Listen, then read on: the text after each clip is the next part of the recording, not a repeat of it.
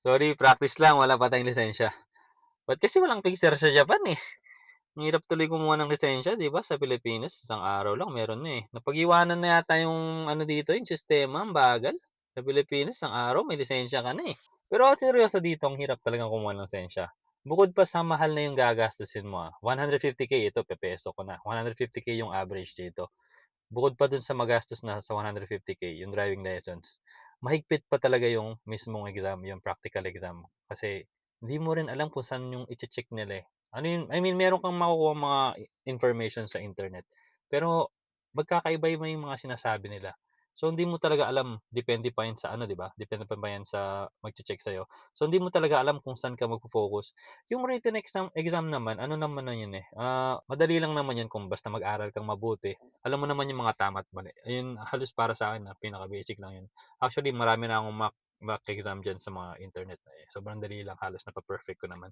Pero yung practical exam, ang hirap niyan. Pero alam niyo boy, totoo, hindi naman talaga, ang alam ko, hindi naman talaga mandatory kumuha ng ano, I mean mag-enroll sa driving exams dito. Naging custom lang talaga yan dito sa Japan. I mean, kahit foreigner ka ngayon, di mo naman talaga kailangan kahit marunong ka na mag-drive.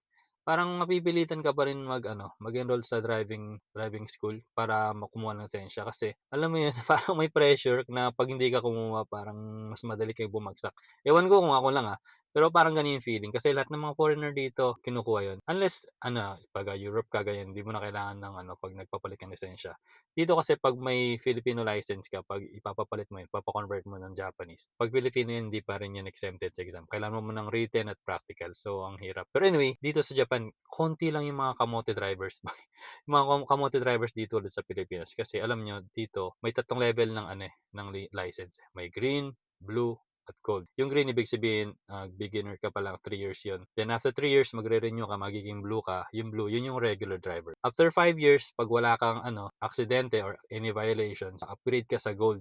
Yun yung ibig sabihin ay isa kang excellent driver. So ano ba yung ano mga benefits nun? Pag isa kang gold driver, ibig sabihin excellent driver ka. So yung mga insurance mo mas magiging mura na. So may reward talaga yung pagiging good driver dito. Dito kasi sa Japan, mandatory yung car insurance. Hindi para sa sasakyan yung insurance para pag may nabangga ka kung ganyan na ibang tao na mataas yung bill, hindi na makagalaw, or worst case, napatay mo, may insurance para doon. At alam ko mandatory yun. So pag may sasakyan ka at mag-drive ka, kailangan meron ka ng insurance na yun. At para makakuha ka ng tipid, para makuha yung mga best prices para sa insurance, mas maganda pag gold na yung insurance mo. Yung base na benefits, I mean base na discount mo as gold, mas mura na yung makukuha mo compare sa mga regular license. At di lang yun, pag meron ka ng insurance, every year bumababa yung binabayaran mo. Basta wala kang violation may point system kasi yan eh. So pag may violation ka, bumababa yung points mo, may tier kung saan papasok yung insurance mo. So, depende sa driving mo yan. Kaya konti lang yung mga kamote driver dito kasi may reward yung pagiging good driver. Hindi ko naman sinasabing lahat Hindi ko sinasabing lahat safe driver. Meron din mga kamote driver minsan. Pero bihira mo lang makita yung mga yan. Based sa experience ko. Ewan ko sa experience ng iba. Basta ako, malinis mag-drive yung mga sakyan dito. Halos At dahil ngayon may inalagan sila. Yung una, yung license. Yung kulay ng license, gold. At pangalawa, yung insurance discount. So, pag nakuha mo parehas yan, malaki yung matitipid mo kasi mandatory nga yung insurance dito sa Japan.